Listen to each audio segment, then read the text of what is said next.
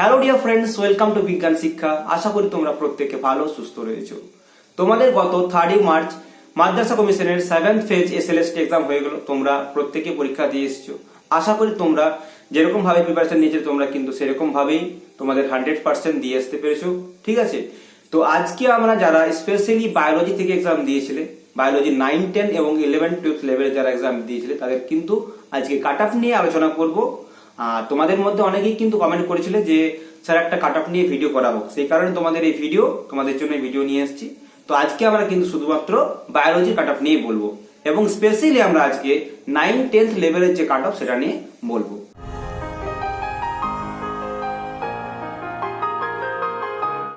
তো এই cut off নিয়ে অ্যাকচুয়ালি আলোচনা করার আগে আমরা দেখবো যখন আমাদের নোটিফিকেশন বেরিয়েছিল সেই নোটিফিকেশনের সময় অ্যাকচুয়ালি কত ভ্যাকেন্সি ছিল, এটা কিন্তু দেখা আমাদের প্রথমে একদম জরুরি। ঠিক আছে, তাহলে ভ্যাকেন্সি তোমাদের মোটামুটি ছিল সেটা হচ্ছে আমাদের যে বেঙ্গলি মিডিয়ামের ক্ষেত্রে আনরিজার্ভ ছিল তোমাদের 139 ভ্যাকেন্সি, প্লাস তোমাদের ফিমেলদের ক্ষেত্রে ছিল 6টি ভ্যাকেন্সি এবং তোমাদের উর্দু মিডিয়ামের ক্ষেত্রে ছিল প্রায় 3টি ভ্যাকেন্সি। তাহলে মোট তোমাদের 148টি তোমাদের কিন্তু ভ্যাকেন্সি ছিল। ঠিক আছে, এটা কিন্তু 9, 10 লেভেলে এবং তোমাদের 11, 12 লেভেলে তোমাদের ছিল মোটামুটি 15টির মতো ভ্যাকেন্সি ছিল। ঠিক আছে, 15 ভ্যাকেন্সি ছিল। তো আজকে আমরা কিন্তু 9, 10 নিয়েই বলবো। ঠিক আছে, তো এই ছিল ভ্যাকেন্সি কম ছিল, কিন্তু যেহেতু তোমাদের অনেক দিন ধরে দীর্ঘ 7 বছর ধরে তোমাদের কোনো এসএসসির এক্সাম হয়নি, সেই কারণে কিন্তু ফর্ম ফিল আপ প্রচুর হয়েছিল। সত্যি বলতে ফর্ম ফিল আপ কিন্তু প্রচুর হয়েছিল এবং সেই কারণেই কিন্তু কম্পিটিশনটা অনেকটাই হাই যাবে। ঠিক আছে, যেহেতু ফর্ম ফিল আপ প্রচুর হয়েছিল, একদিকে তো ভ্যাকেন্সি কম, অপরদিকে ফর্ম ফিল আপ প্রচুর হয়েছিল, সেই কারণে তোমাদের কিন্তু কাট অফ একটু হাই যাবে, কম্পিটিশনও কিন্তু হাই হয়েছে। ঠিক আছে, এবার আমি চলে আসছি এই যে আমাদের ভ্যাকেন্সি অ্যাকচুয়ালি যে ফর্ম ফিল আপ সেটা তোমাদের বললামই। এরপর তোমাদের চলে আসছে আমাদের এই যে কোশ্চেন লেভেল। তোমরা পরীক্ষা দিয়েছো, পরীক্ষা দেওয়ার পর তোমরা বুঝতেই পেরেছো যে কোশ্চেন লেভেল কিরূপ ছিল। যারা মোটামুটি পড়াশোনা করেছো তারা কিন্তু ভালো অ্যাটেম্প করে আসতে পেরেছো। ঠিক আছে, যারা মোটামুটি পড়াশোনা করেছো ভালো রকম কিন্তু অ্যাটেম্প করে আসতে পেরেছো। কোশ্চেনের লেভেলটা কিন্তু আমরা বলতে পারি ইজি টু মডারেট ছিল। এটা কিন্তু একেবারে হাই লেভেল বা টাফ লেভেলের কোশ্চেন কিন্তু একেবারে ছিল না। তোমার যারা পড়াশোনা করো, যারা পড়াশোনা রেগুলার করেছো তারা কিন্তু অনেক কোশ্চেন, ম্যাক্সিমাম কোশ্চেনই কিন্তু করে আসতে পেরেছো। সেই কারণে কিন্তু অনেকেই ভালো স্টুডেন্ট যারা আছে তারা কিন্তু ভালো অ্যাটেম্প করে আসতে পেরেছে। যদিও এক্ষেত্রে কিন্তু নেগেটিভ মার্কিং ছিল, নেগেটিভ মার্কিং কিন্তু এফেক্ট অ্যাকচুয়ালি এখানে কাট অফের উপর পড়বেই। অনেকে কিন্তু অনেক কোশ্চেন ভুল করে এসছে, সেই কারণে কিন্তু এখানে নেগেটিভ মার্কিং এফেক্ট কিন্তু একটা পড়বে। যদিও আগের বার মাদ্রাসা কমিশনের কোনো নেগেটিভ মার্কিং ছিল না, কিন্তু এবার থেকে নেগেটিভ মার্কিং চালু হয়েছে। তোমাদের কিন্তু এই নেগেটিভ মার্কিং এর এফেক্ট কাট অফের উপর কিন্তু পড়বে। অনেকেই পরীক্ষার হলে কোশ্চেনগুলো ভেবেছিল ঠিক হবে, কিন্তু অ্যাকচুয়ালি বাড়িতে এসে দেখছে যে কোশ্চেনগুলো ভুল হয়ে গেছে। এটা শুধুমাত্র মাদ্রাসা কমিশনের ক্ষেত্রে না, যে কোনো কম্পিটিটিভ এক্সামের ক্ষেত্রেই কিন্তু অনেক কোশ্চেনই পরীক্ষা হলে মনে হয় আমরা ঠিক করে এসেছি, কিন্তু বাড়িতে এসে দেখা যায় যে কোশ্চেনগুলো ভুল হয়েছে। এরকম কিন্তু অনেকেরই হয়েছে।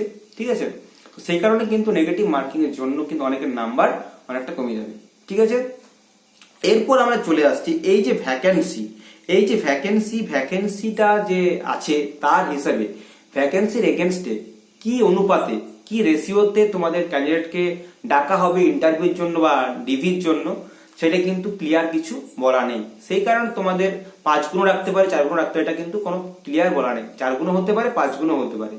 মোটামুটি যদি 4 গুণ হয় তাহলে মোটামুটি 148 × 4, তাহলে 592 জনকে মোট ডাকা হবে তোমাদের নেক্সট যে স্টেপ সেই স্টেপের জন্য। ঠিক আছে, আর যদি 5 গুণ টাকা হয় তাহলে মোটামুটি 148 × 5 যদি করা হয় তাহলে মোটামুটি পাওয়া যাচ্ছে 740 জন ক্যান্ডিডেটকে কিন্তু নেক্সট যে আমাদের ডিভি বা ইন্টারভিউর জন্য কিন্তু অ্যাকচুয়ালি ডাকা হবে। তাহলে মোটামুটি 600 to 700 ক্যান্ডিডেটকে ডাকা হবে নেক্সট লেভেলের জন্য। ঠিক আছে, মোটামুটি তোমরা বুঝতে পেরেছো। আর তোমাদের বলি, আমি কমিউনিটিতে কিন্তু তোমাদের একটা পোল পোস্ট করেছিলাম, সেখানে বলেছিলাম যে তোমাদের কত নাম্বার এসছে আফটার নেগেটিভ মার্কিং করার পর তোমাদের নাম্বার কত আসছে র মার্ক, সেই নিয়ে কিন্তু একটা পোল পোস্ট করেছিলাম। সেখানে তোমরা অনেকে রেসপন্স দিয়েছো, খুব ভালো রেসপন্স দিয়েছো। তোমাদের প্রায় 88 জন রেসপন্স দিয়েছো এবং সেখানে তোমাদের নাম্বারের মতামত দিয়েছো, ক্লিক করেছো। ঠিক আছে, তো সেখান থেকে আমরা দেখতে পাচ্ছি প্রায় এই 88 জনের মধ্যে প্রায় 40% ছেলে মেয়ে বা ক্যান্ডিডেট তোমরা কিন্তু তোমাদের নাম্বার কিন্তু বিলো 50 50-র মধ্যে কিন্তু তোমাদের নাম্বার আছে। আর প্রায় 30% তোমরা ক্যান্ডিডেট বা ছেলে মেয়ে তোমরা রেসপন্স দিয়েছো, 50 থেকে 60-র মধ্যে তোমাদের নাম্বার এসেছে, এবং তোমাদের প্রায় 60 থেকে 70-র মধ্যে নাম্বার এসছে প্রায় তোমাদের 24% ছেলে মেয়েদের। আবার তোমাদের 6% ছেলে মেয়ে তোমরা কিন্তু রেসপন্স দিয়েছো 70+ নাম্বার এসছে এরকম। তো আমরা দেখেছি কিন্তু মেজরিটি অফ ক্যান্ডিডেট তোমরা কিন্তু রেসপন্স দিয়েছো বিলো 50 এবং 50-এর মধ্যে, ঠিক আছে। তাহলে তোমরা এখানে দেখতে পাচ্ছ কম হলো কিছু পরিমাণ ছেলে মেয়ে কিন্তু 70+ও নাম্বার পেয়েছে। আমরা এখানে দেখলাম পোলে কিন্তু 6% ছেলে মেয়ে 70% ওপরে রেসপন্স দিয়েছে। তাহলে তোমাদের কিন্তু 70+ নাম্বার এসছে প্রায় 6% ছেলে মেয়ে। তাহলে কিছু পরিমাণ ছেলে মেয়ে কিন্তু ভালো পরীক্ষা দিয়েছে। যারা এখনো তোমরা অ্যান্সার কি মেলাওনি তারা কিন্তু এই আই বাটনে ক্লিক করে তোমরা অ্যান্সার কি মিলিয়ে নিতে পারো, ঠিক আছে। তাহলে মোটামুটি আমরা সব দিক দিয়ে ভ্যাকেন্সি ভার্সেস আমাদের form fill up plus question level plus negative marking, আমরা সমস্ত কিছু মিলিয়ে সমস্ত কিছু আমরা অ্যানালিসিস করে সমস্ত দিক দিয়ে আমরা বিশ্লেষণ করে দেখলাম মোটামুটি তোমাদের কাট অফ মার্কস কি আসছে।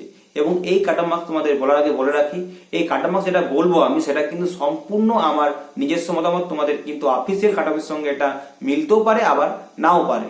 তবে মোটামুটি সবকিছু দেখে আমাদের যেটুকু মনে হচ্ছে এটা কিন্তু হতে হওয়ার চান্স বেশি কাট অফটা, ঠিক আছে।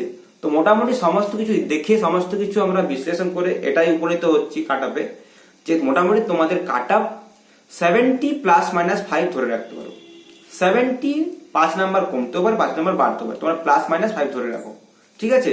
যারা মোটামুটি 70% এবার 70% বলবো না, 70 নাম্বারের ওপরে 70+ নাম্বার আসছে তারা কিন্তু এখন থেকে তোমরা কিন্তু সেফ জোনে নিজেদের ভাবতে পারো, ঠিক আছে।